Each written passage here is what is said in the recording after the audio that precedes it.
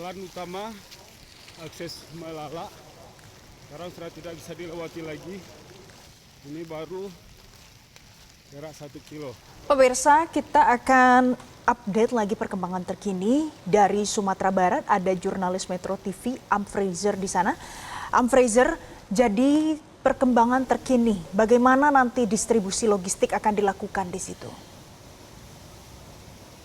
Ya, untuk di Kota Padang Panjang ini memang logistik dari berbagai daerah memang agak susah masuk karena hampir seluruh jalan menuju Kota Padang Panjang ini tertutup, terutama dari Kota Padang ya.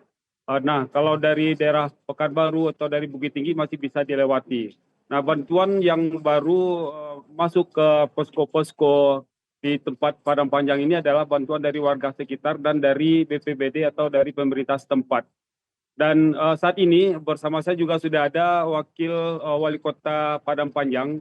Untuk tahu lebih lanjut bagaimana kondisi pengungsi yang ada di Padang Panjang, berikut kita tanya langsung kepada wakil wali kota Padang Panjang, Pak Alex Saputra.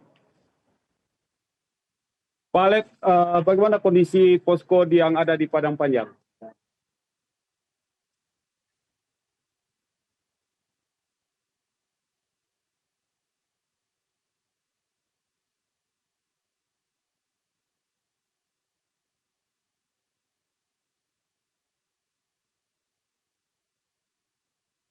Kita akan coba. Kita yang besar itu di Banjalau.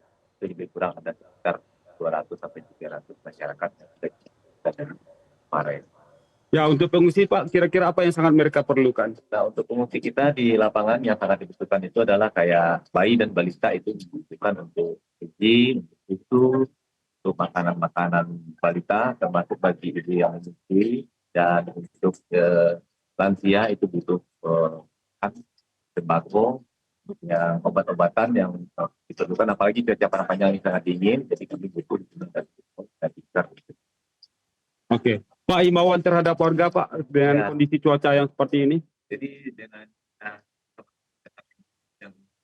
yang darurat dengan cuaca yang belum menentu, kami mengimbau pemerintah Padang Panjang bersama jajaran dari kepolisian, TNI, Pemda agar masyarakat kita selalu berhati-hati dan selalu mawas diri, tingkatkan kewaspadaan, dan jauhi dari tempat-tempat yang mungkin terjadi longsor dan bencana besar seperti sungai dan tepian-tepian sekitar. Pak, makasih Pak. Nah, itu tadi Palen wawancara kita dengan Pak Wakil Wali Kota Padang Panjang, Pak Alex Saputra. Kembali ke Palen. Baik, Fraser, ada beberapa informasi pagi hari ini kalau juga masih terjadi tanah longsor di beberapa daerah di sana. Boleh Anda ceritakan itu tepatnya di mana? Apakah ada korban di sana?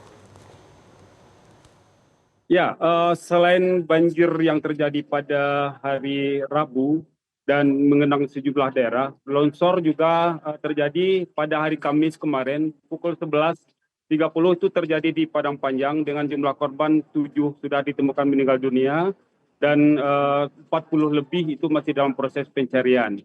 Dan pada pukul 6 sorenya juga terjadi tanah longsor di daerah Kecamatan Pelambayan, Kabupaten Agam. Ini sudah dengan jumlah korban jiwa 11 orang dan semua korban sudah ditemukan dan saat ini korban sudah dibawa ke Puskesmas Pelambayan.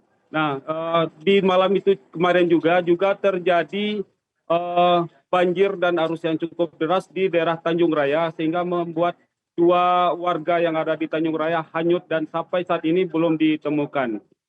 Itu kondisi longsor terbaru yang terjadi di Kabupaten Agam. Dan sebelumnya juga terjadi longsor di Kabupaten Tanah Datar, tepatnya di Batipuah Baruah. Itu dengan menelan korban 1 orang yang masih tertimbun dan saat ini masih dilakukan pencarian, sementara 3 warga lainnya itu berhasil diselamatkan dalam keadaan luka-luka. Dan ratusan warga Batipuah Baruah di Kabupaten Tanah Datar ini telah mengungsi ke titik yang lebih aman. Dan kondisi cuaca yang saat ini masih terjadi hujan lebat di sejumlah daerah di kabupaten dan kota yang ada di Sumatera Barat ini membuat suasana cukup mencekam dan warga tidak bisa beraktivitas banyak di luar rumah. Valen.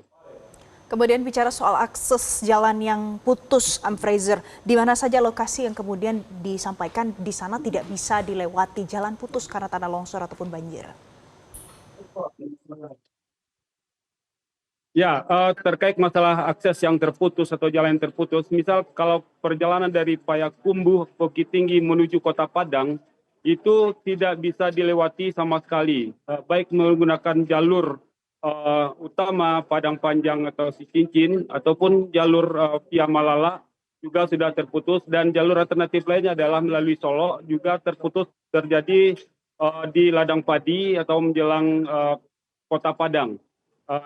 Di atas Hindarung, dan selain itu ada jalur lain yaitu kilo 44 di Kabupaten Agam. Nah, jalur ini juga terjadi longsor di Pelambayan serta diperparah dengan banjir yang cukup tinggi di daerah Tiku. Nah, jadi akses dari daerah ketinggian seperti Bukit Tinggi dan Payakumbuh atau dari Pekanbaru menuju ke Kota Padang yang berada di pantai barat ini memang tidak bisa dilewati menggunakan jalur darat. Jadi satu-satunya jalur yang bisa dilewati adalah melalui jalur udara yang tentu saja juga cukup berbahaya dengan kondisi cuaca yang ekstrim. Nah, selain tanah longsor yang baru juga terjadi itu adalah di Malibo Anai atau sekitar 1 kilo dari titik longsor yang terjadi di Kota Padang Panjang yang di batas kota tersebut. Nah, itu pagi tadi juga dilaporkan jalan yang baru 1 tahun selesai diperbaiki oleh pemerintah sudah mulai putus lagi, terban lagi karena dikikis oleh arus sungai yang berhulu ke Gunung Merapi dan Gunung Singgalang. Nah, kondisi ini membuat jalan dari Kota Padang menuju ke Padang Panjang ini juga tidak bisa ditempuh sama sekali. Selain jalan terban putus oleh air dan juga ada jembatan yang tertimbun oleh longsor di batas Kota Padang Panjang. Valen. Baik, kemudian titik pengungsian, apakah ada penambahan, Fraser? Ya, di Kota Padang Panjang ini ada 8 titik pengungsian dan pada tempat saya berdiri ini adalah titik utama untuk warga yang berada di Cilayeng Bawah. Bahkan mereka mengungsi di kantor kelurahan Cilayeng Bawah ini. Nah, semula cuma 8 malam tadi, cuma 86 warga yang mengungsi ke sini, namun pada pagi dan siang ini jumlah tersebut terus meningkat karena yang mengungsi di sini tidak saja warga Cilayeng, namun juga para pengguna jalan yang terjebak dengan tanah longsor seperti trapel ataupun dari Pekanbaru ke menuju Pariaman. Mereka semula hanya menginap di mobil-mobil pinggir jalan dan karena kehabisan makanan mereka juga sudah mulai istirahat di posko di kantor kelurahan Cilayeng Bawah ini. Nah, untuk posko utama sendiri itu adanya di Gulai Banca, itu Bancalaweh, adanya di Bancalaweh itu terdapat 290 jiwa yang telah mengungsi di lokasi tersebut. Nah, menurut Kepala BPBD Padang Panjang, jumlah tersebut terus meningkat ketika hujan yang cukup hujan intensitas tinggi terjadi pada malam tadi, dan jumlah pengungsi tersebut tetap meningkat. Dan sejauh ini pemerintah Kota Padang Panjang belum menambah jumlah posko, tetap di 8 titik posko tersebut. Sementara di Kabupaten Tanah Datar, posko itu adalah di lokasi-lokasi bencana itu sendiri, seperti di Batipuh itu ada di sekolah terdekat. Itu dilaksanakan sebuah posko darurat untuk warga yang mengungsi dari bencana longsor susulan. Sementara di Kabupaten Agam itu posko utama untuk bayangannya ada di Banu Hampu karena di daerah Malala tidak bisa dimasuki. Selain itu posko induknya di Lubuk Basung di pusat kota Kabupaten Agam. Valen. Baik, Fraser, terima kasih untuk informasi terkini dari Anda.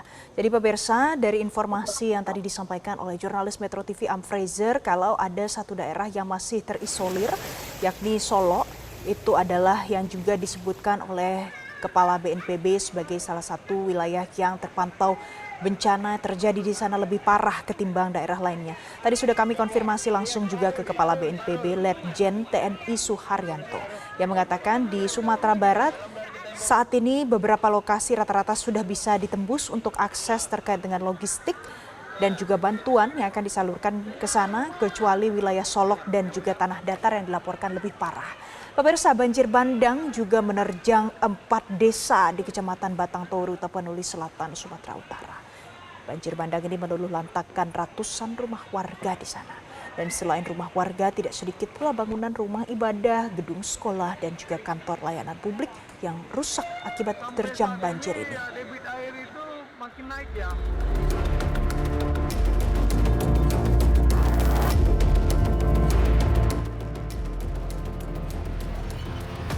Lumpur tebal serta batang kayu yang terbawa banjir bandang masih terlihat menumpuk. Tak hanya bangunan rumah warga yang mengalami kerusakan, tetapi juga rumah ibadah dan fasilitas sekolah.